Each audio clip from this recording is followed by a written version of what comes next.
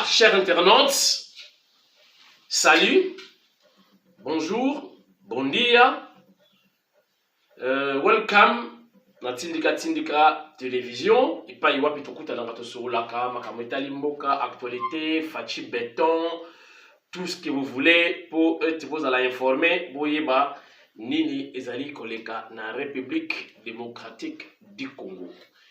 C'est depuis Kinshasa que nous tournons émission Nabiso. Il est 6h45, heure de Kinshasa. Une heure de plus à l'est où séjourne le chef de l'État, Fachi Béton Mfumu Waditunga. Relativement avec l'information chef de l'État, Fachi Béton, on continue toujours pour Yamabatu, après Ouganda, après Rwanda, Burundi, pe Balobi, non. Surtout côté à la Simate, parce que souci, hein, où il a des soucis à chef de l'État. Souci à chef de l'État, ils allaient tout vivre bien naba voisin nabiso le 9 pays où tout ça nabango. C'est ça le souci du chef de l'État. Au niveau de la commerce na yo, au koti na yo na Zambie, au Zongi, au koti na Rwanda, au Zongi, au Kenya Burundi, au Zongi, au Kenya Uganda, au Zongi, au sali ba cop na yo ba business na yo. Et de part et d'autre, tout vivre bien dans vos voisins, se permettre de échange, tout ça, troc, tout ce que vous voulez. Souci à mon Kozamboka. On a dit qu'on a na Rwanda, ba kota ki bon yo Rwanda, où est la galinga kanini? Oh non, moni ba oh les racontos na exploiter bon ok. Tout ça là ba document, on exploitant en bonne et forme, au fout ba taxe, nengezalaka. Voilà, on est continué à battre na butu na mpimpa, ba ye, ba bomi batu, ba yibi biloko ba kei. Na lingi peuple oyo evanda tranquille. Donc après Ouganda, après Rwanda, Burundi pe balobi tokolala te batini déjà ministre bake bakutani na mokonzamboka basololi ba préparer terrain comment akokuta na sikona chef de l'État burundais parce qu'à l'époque vous savez à l'époque des Belges tout là qui lokola mboka moko hein donc ba politique na le kunya na haine nde sala ki moni ba Rwandais ba koteli biso ba na sima ya Afdel machin je crois boyebi histoire d'engele kaki. Mais le chef de l'État lingi qui doit vivre en paix en harmonie avec les 9 pays voisins. Mokonzamboka donc d'ici là, fois ya Masiko le président ya Burundi parce qu'à l'époque c'était République démocratique du Congo belge et de Rwanda Urundi. C'était pas encore Burundi Urundi. Donc je crois au bazaki mona mikolo ba yebi histoire ya mboka je crois ba yebi de quoi je parle. Alors le chef de l'État lingi va vivre paisiblement. On a besoin d'exploiter quelque chose. Fouta ba taxe à l'État nenge zalaka nenge mokonzamboka lobi 50-50 donc 50-50 gagnant. Maman motinga basoda ba kona na butu ba eko exploiter illégalement ba bomi batu te. On a besoin d'une coltan toyokana. Yo yé na machine ou exploiter biso 50 yo 50. Abu voilà, donc chef de l'État, souci na ya mwana bo mona na émission à l'élo comment tout ça condensé ba vidéo nyonso, ba réception nyonso chef de l'État sali na semaine. Donc depuis vendredi, dimanche, hier lundi, bota la mona tindika ya la takati. Page noire, topé mauvaise nouvelle, tout ça n'a mot aujourd'hui déjà, ils allaient disparition, il y a un Mwenze Kongolo, ancien ministre de la justice, il y a un musée, il y a un Afdel, Makizar, Mwenze Kongolo, a qui chance, on a un ministre de la justice, ça qui peut voisin en gars, la manière comme on a eu, tout le monde dans quelque part, mais la manière santé n'a eu, qui déjà bien comment qui affaibli et tout. Alors, bah, nouvel événement qui a koufi vendredi, mais il y a fausse information. Il semble, selon nos informations, peut-être trop sûr, que allié, donc il y a INC, Mwenze Kongolo n'est plus à Koufaki depuis hier lundi. Mauvaise nouvelle, on a tout vérifié, il semble que Museveni n'est plus, donc président ougandais. Mais bah, bon, bah, nouvelle, na fouillé partout, bah, radio capi, non, tout confirmation T. Mais déjà préparé que moi, on a comme ça qui est chef, il y a garde républicaine, donc le coup la Christian Chiwewe, hein, il y a Ouganda Sikoui. Wana, papa na yachaki, tu es na position nini, est-ce que pour remplacer, que dit la constitution ougandaise, Donc, tu es vraiment dans le total dans les jours qui viennent, tu es banni négolé kakuna. Soso ekitina $1 selon le gouvernement. Mais fake azote les manas. Bon, eza tiraillement ezate, bras de fer ezate. Mais oyo fake alingi, gouvernement aye bape, ngai na sombaki na combien? Na fouti douane, enfin, douane, transport, na fouti lisusu awa, et puis na teki na combien? Exactement les solos, non? Moi, en tente. Alors, des faits comme on dit la dictature, bah, imposer bah, prix au yobayebi, prix d'achat. Bah, il y a sombelité, na transport, bah, calcul, bah, ça la rapport à tes cas, ou après moi, moi, quand bianza. Et voilà, le problème se pose na point one, c'est-à-dire, que bah, teki na combien, bah, tek, bah, sombi na combien, bah, teki na combien, bah, du bénéfice à combien, na bah, taxe. Parce que l'État n'a mon idée, n'a mon idée, n'a depuis tant que nous avons le pouvoir, l'idée il y a quoi léger, pour permettre aux opérateurs économiques de diminuer la taxe, même à 50%, même à 60%. Comme ça, l'État doit bien avoir les restes de compte en compte, il y a les Congolais pour balayer bien. Nous sommes en Angola. En Angola, transport. Ba biso ba benga ya l'État, ba Macron, ba nini tout ça, bango batambola ndenge nini. C'est-à-dire l'État apesa ka ba entreprise wana ba bus ya sika. Apesi bango ba bus, ceux qui transportent à 500 francs, l'État azozongisa na ba entreprise wana lokola 400 francs ou 300 francs. Alors ba tie transport 200 francs. Donc l'État sombaka ba pièce de rechange na ba bisi ya sika après ça ba entreprise wana privé pour ba réduire prix ya transport ya bana mboka. Donc c'est la même chose. Gouvernement aussi a été fort à réduire kaka ba taxe, abi taxe boy to kitisi par exemple na 20%. Alors 80% wana peuple congolais a bénéficié na. Donc voilà idée ya Fachi pour l'instant yango wana. Mais il faut ba yoka na ba sala moi réunion fait na gouvernement to ministre de l'économie batala nini ba ko sala pour ko alléger ba prix wana comme ça idée chef de l'état ils allaient que carton ya soso il y a 12 poulets ya poids 12 était comme na $10 alors ba ko teka la pièce $1 ou ya teka la carton azana droit ya 2 soso pona bénéfice na ye ndenge na kazi ya masanga bobiki na kazi ya masanga ba vendeur ba détaillant bazwa kaka 2 bouteilles na 12 bouteilles na kati ya bière na kati ya kazi ya bière bazwa bénéfice ya 2 bouteilles. C'est la même chose na carton soso ya 12 na kati donc vous soso mi balé comme bénéfice. Donc soso moko ekote kama lokola na $1. Comme ça ou ekote kana ba carton ekote kana $12 a reçu bénéfice il y a $2 ou ekote kana na ba détail. C'est clair, non? Donc, soso moko $1. Donc, au tumeli mwana soso, au pesi atolia soso li son nzela tia koma na chiki. Donc, soso batumba, mwana olia mwana nzela okenda en classe. Voilà l'idée ya Fachi. Voilà la campagne teme na ibisibino wana déjà wow. Ya mwe ba bundisa ngo déjà ba biki no oyo social ngo ba ki le peuple d'abord. Et là ka womela, le peuple d'abord ngo taka ba jiba. Yango soso $1. Donc on peut si madame $20, to peut si madame $50.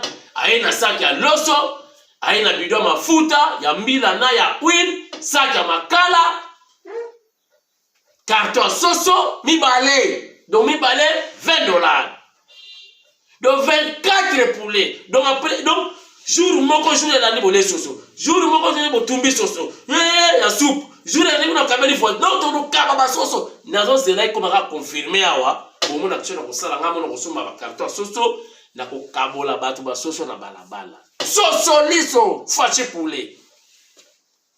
Voilà. Donc tout le monde a beloko bisu pasi mais il aura relié à Ténéti na Congo. idée oyo naki nango banda kala. Donc ministre gouvernement a réduit les taxes avec ça bon boya na biloko bo futa taxe té. Soit bo futa 10% ou 20%. Mais c'est fini. Est-ce que c'est difficile?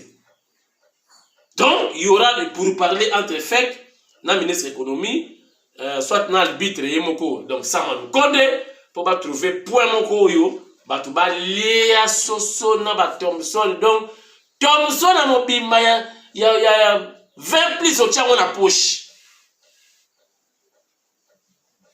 Donc côté dans Miami boya Doumenson kaka Doumenson Doumar au beti donc et Molongo requin il fait plus yomoko. Voilà. Et lokoyo musée akokakite et lokoyo Mobutu akokakite et lokoyo Rambo ya Chine akokakite. Donc lukala na pi kantamaku situnia kuna kibeni nsusu yema Thomson tokolo tabasoso na balabala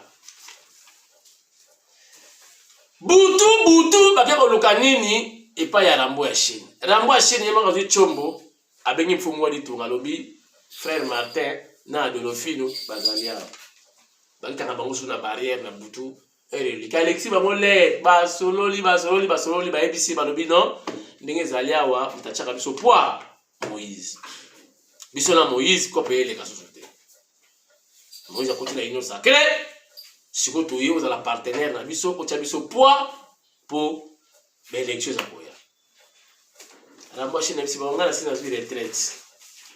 Donc bakomi ko telengana frère Martin komi na suka na soni. Bon, total nanou ce qui a été la réception, la visite des chefs d'État en condensé. Donc ça dit tout le monde est belé. Boutala la réception au Kondia Sali na Est week-end passé na hier. Merci na Eric Niendo. Ou tout ça est le côté. Ma vidéo ngana zala ça. Ngana faja na mokonza mboka te. Et la vidéo tout ils sont comme là. Ba photo tout ils sont comme là. To kutala na suka émission ceux qui te tanda ma photo. Bo soit na ma photo. Mais déjà boza ba vidéo ndenge mokonza mboka azosala musala na Est o balobaki akukufa sécurité leki makasi komate sasina avie bokweya il est là ndialo tamula wana likolo ndeke taka chika tazawa na za kotala nani kuna nani likolo ha fatina se bango likolo yo sikoyo munyangura bima ha oyo komona yemo tukopesa komona botala ba réception ya Fachi Beton mfumo litunga na Est. Pays voisin de la République démocratique du Congo, les Burundis partagent près de 1000 km de frontières terrestres. Les deux États restent aussi liés par l'histoire et la culture. À l'instar d'autres pays de l'espace Grand Lac, les Burundis veulent consolider ses relations avec la République démocratique du Congo. Voilà qui explique l'audience que le président de la République, Félix-Antoine Tshisekedi Tshilombo, a accordée ce lundi à Goma au ministre burundais des Affaires étrangères et de la coopération au développement, l'ambassadeur Albert Shingiro. Ces derniers étaient porteurs d'un message spécial du président burundais Évariste Ndayishimiye adressé à son homologue congolais Félix-Antoine Tshisekedi Tshilombo. J'ai été reçu par son Excellence, Monsieur le Président de la République de la RDC, en qualité d'envoyé spécial du Président de la République du Burundi, son Excellence Évariste Ndayishimiye. J'étais porteur d'un message particulier spécial à son homologue congolais. Message de paix, message d'amour, un message qui vise à promouvoir les relations d'amitié et de coopération entre nos deux pays, un message qui vise à cimenter davantage, comme vous le savez, le Burundi et la RDC entretiennent des relations bilatérale très nourrie, en bonne santé. Mais comme vous le savez, en termes de relations bilatérales entre les États, il y a toujours une place à l'amélioration, il y a toujours une fenêtre à l'amélioration. Nous avons donc amené ce message dans ce sens-là pour cimenter davantage, un peu comme un champ de fleurs qui nécessite d'être arrosé, d'être sarclé à tout moment pour que le champ de fleurs puisse rester en situation de bonne santé. Donc nous aussi, nous essayons maintenant d'arroser, de sarcler nos relations pour les renforcer davantage dans l'intérêt de nos peuples respectifs. Cette audience est un prélude d'une rencontre au sommet entre les deux chefs d'État. La date et les lieux seront fixés par voie consulaire.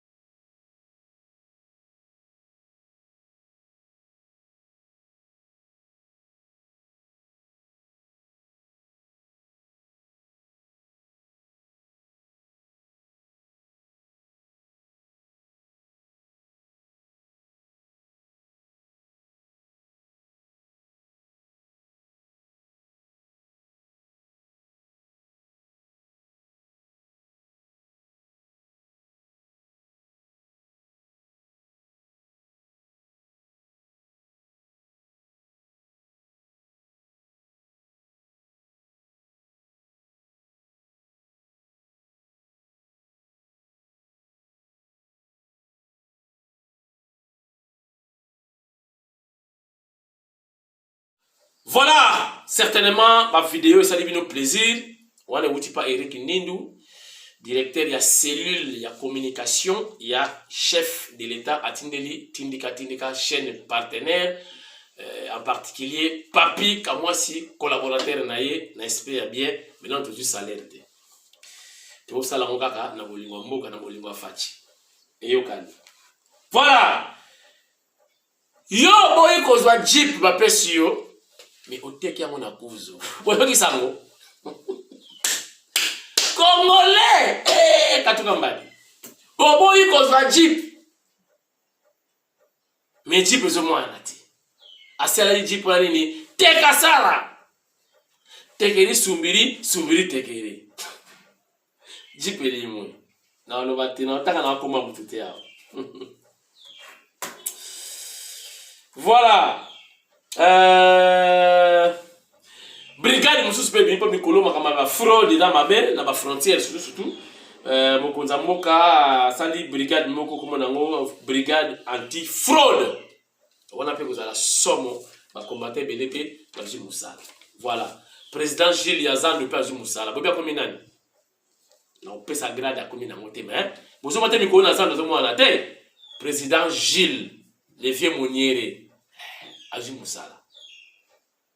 Pour bolela qui trop, baloba qui trop, ba combattre ba dosa la te, ba président ba parlementaire debout tout. Bazi Moussala. Non commenter te. Et là ka Moussala. Pour il faut basala. Tu n'as pas chômeur, Bazi Moussala ba côté na ba ministère. tobetela Fatima Boko. Caleb Mouton, bobi ke ba homme fort nyonso. Facha kweti ba mamaye. Ko banga ba tunda. Tunda ba kubenga, au benga telefone ba benga na yemei. Ha! Yemei ninga suta tunda. Tunda. Caleb azomona na te pourquoi? Obi ke ba avocat na ba sengi ke ba longola avis de recherche wana. Avis de recherche c'est telemi boui. Et le moité. On bien que l'on moité. Mais pourquoi on se été boyo kalisulu? Vous savez,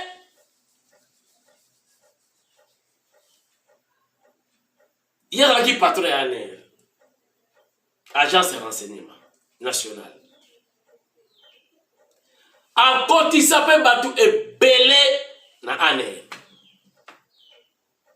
Selon l'information aujourd'hui, je dis bien selon l'information aujourd'hui. Ba fuite mozo bima bana moko ya ye ndi ba ocha nata. So yet ba konyata ye lobby. Singa pe na kuzo. Ngwa kasi lemuka. Ba ko kwata yo lobby. Ah! De comment on film Ben Laden documentaire. Donc ce va combien na parler ba kuti donc ba sardi na bala ki a osali ya ki aleki. Siko ba info ya arrestation na ye ele ka kasu na zela anerte. Selon ngai. Pendant la tala ba tuna ile ki ba petit à côté ça kuna na. Donc information faut le canal ba service de renseignement parallèle.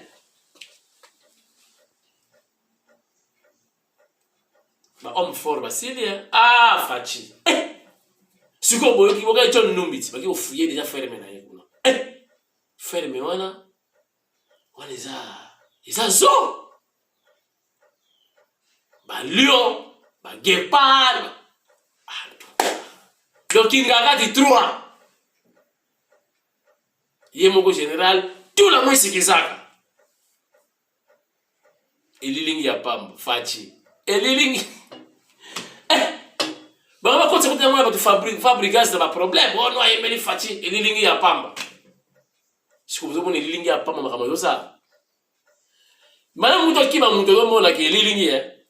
Tala ona ota mo lilingi ota ona na te. De lilingi si quoi comme bimila ba na Palestine. Vous avez pour lilingi tout la musique ça. Voilà.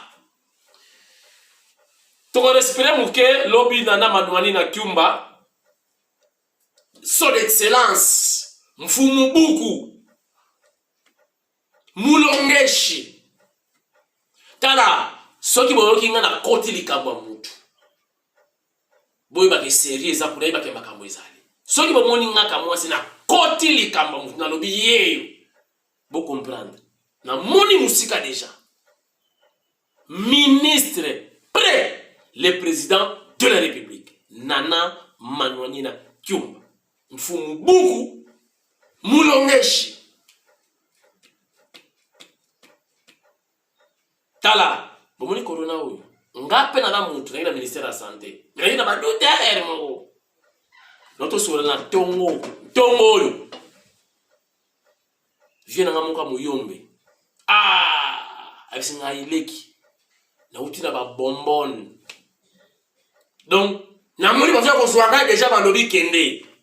Mais grand prêtre Jésus abisi non vous allez moi mission tikala na bimina mukiri abisinga na sina kindeki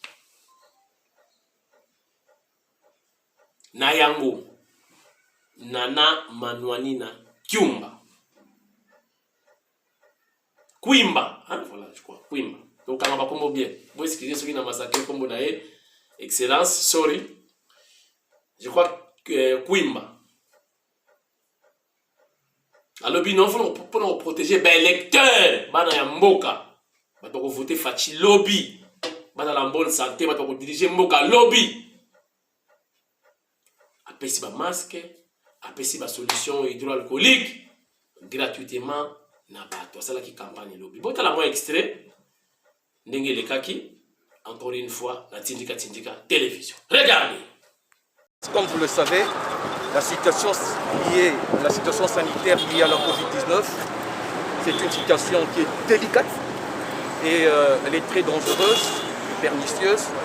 D'ailleurs, les spécialistes en matière de la médecine, nous renseignent que la troisième vague, elle est plus dangereuse que la première ainsi que la deuxième. C'est dans cette approche, son Excellence, Madame Nina, a voulu relayer l'information ou précisément le message du chef de l'État à la population devant se prémunir contre la maladie et bien entendu mettre l'accent sur le geste barrière. C'est dans ce cadre que Madame la ministre, la journée d'hier et celle d'aujourd'hui, elle était accompagnée de membres du cabinet de son ministère pour pouvoir relayer, comme je disais tantôt, le message du chef de l'État. Nous avons sillonné de grands sites.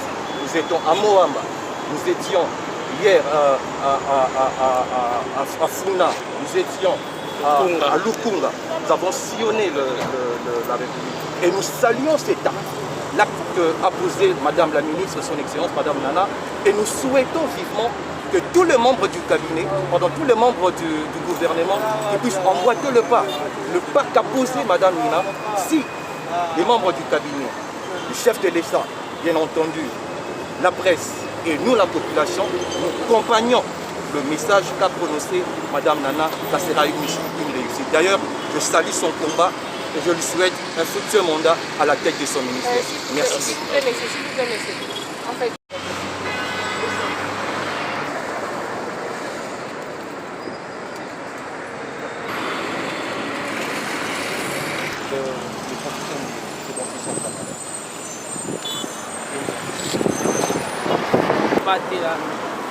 Bongo ezali message Madame Nana Manouanina Koumba, ezali ministre près le président de la République, apesi la population congolaise.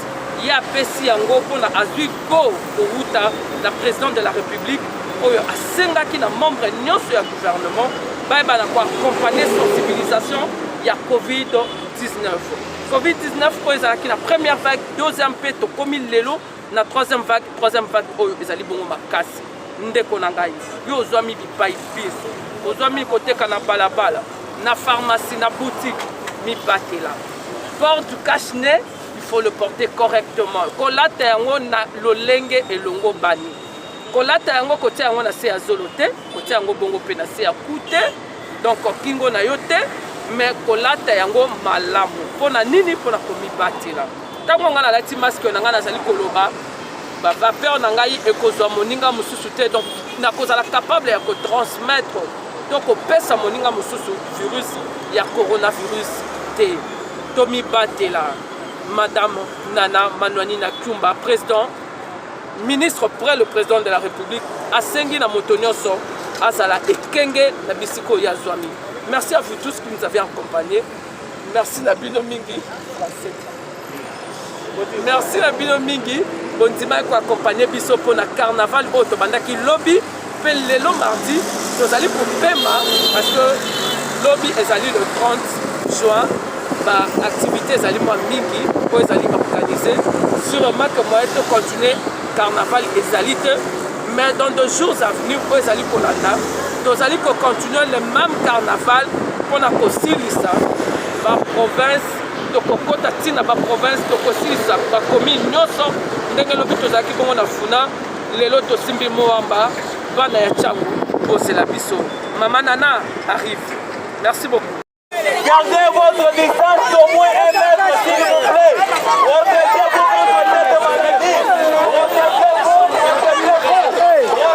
contre cette maladie. Protégez-vous contre cette maladie. Protégez-vous contre cette maladie. Protégez-vous contre le Covid-19. Message du ministre près le président de la République, Nana Manouanina, l'excellent professeur. Le message vient du ministre près le président de la République, son excellence Nana Manouanina, l'excellent professeur.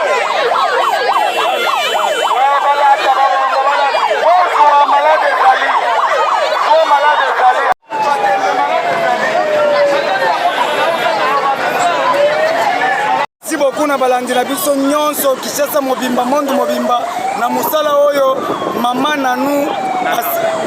Nana auti ko sala vraiment merci beaucoup na ministère oyo le président de la République ministère oyo sali musala kitoko to bandi depuis 8 heures kokabola ba détergent to bandi depuis 8 heures tozo kabola ba kashine tala nde biso tozola ta biso kitoko makasi awa malade ezali ya makasi tomi batela bana kini bana braza partout monde mobimba tomi batela malade ezali batu ya tembe tolobi malade ezali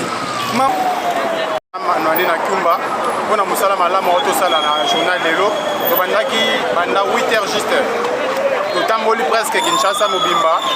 Merci na madame Nana parce que azali na vision à chef de l'état bayebisi biso oboyi cash ne c'est kolingi confinement ya totamboli Kinshasa mobimba tosensibiliser presque kino nyonso azala conscient devant maladie oyo maladie ezali ya solo alata cash ne na ye asikola maboko ntango nyonso afin que tous se protéger contre maladie au troisième vague ya corona oyo ezali na kati ya mboka. To remercier vraiment madame Nana na biso mpona mosala malamu oyo azali kosala. Merci peuple congolais tozala nsima ya président Félix Tshisekedi mpona vision na ye azali nango le peuple d'abord ozali nano koprotéger biso population na biso koprotéger nyonso ezali ya mboka na biso. To remercier président de la République, to remercier excellence madame Nana Manando na Kumba mpona mosala kitoko azali kosala. Merci.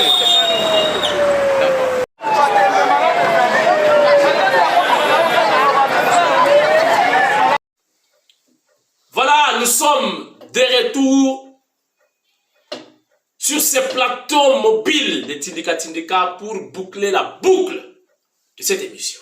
Chers internautes, je crois que c'est une émission à l'élo. Que vous étiez nombreux. Vous avez bel et bien suivi.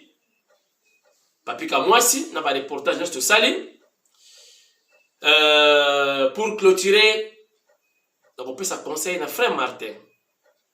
Je crois que moi comment telingana, baso luka partenaire ou ya kuchaba ngo poa na belection za boya. Mais les banana ya suka eza boye Fachi aleki déjà la deuxième mandat mutalobi ngo presse penge. Vous savez le mini presse penge il y aura bain de sang.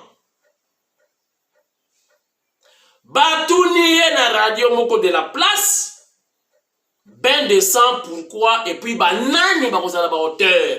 Il y a bain de sang. Alobi, Fachi mutakozala hauteur, il y a bain de sang. Parce que akobima président, batu bako boya, akobeta masasi. Ah! On a dit fuite en avance. Moi qui Fachi l'a dit déjà. Presse pengalo biango. Abikuli, akomitata mbikuli. Abikuli 2023. Mais na MCB nous dali ekozala bongoti. BDC ekozala te. Tala kaka yo mutolier soso $1, 2000 francs congolais. Osombi soso mobimba. Bakoko na yo kika kotala bango te parce que billet d'avion 5000 $500 $600 aller-retour okosuka wapi. Obemela bango nini? Au là dans tel au foot à combien? Au Zouakapé combien? Mon Konzamboka na souci à peuple. Bakiti si ba prix avion 50%. 50%. Mon Konzala ndengeni. Yom vraiment voyager na yo pana. Au moins que les Congo central que na na boy na ko tala banzela aux unes yo petit porteur na ndolo. Donc, moins de 45 minutes, na mataki, au sokomi. Avec moins de $200. Ah! Entre temps, j'ai mis 6 poulets. Je suis au Kaligi, je suis au Tumbi. Poulet, 2000 francs. $1. Oh, il est long à te. Oh, il miracle te. Fati, balingara peuple boyete, Fati. Donc, tout ça là reportage me kolozoya. Moi donc une classe pour kalingilier sosa mobimba atiena bokala kena. Na regret. Abo aka mi ko boy.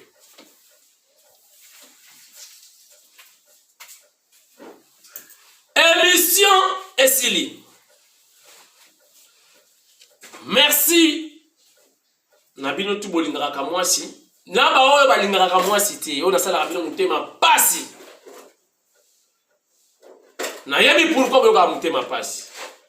Parce que tu soutiens Fachi, yo soutiens Moussousou. Et c'est normal, c'est la démocratie, il faut aussi accepter certaines choses. Merci Nabinotou.